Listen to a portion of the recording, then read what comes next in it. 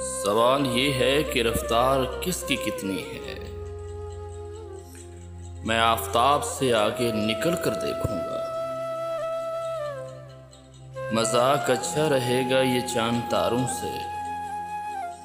मैं आज शाम से पहले ही ढल कर देखूंगा। वो मेरे हुक्म को फरियाद जान लेता है। अगर ये सच है तो लहजा बदल के देखूंगा। उजाले बांटने वालों पे क्या गुजरती है। उजाले बांटने वालों पे क्या गुजरती है। किसी चिराग की मानद जल के देखूंगा।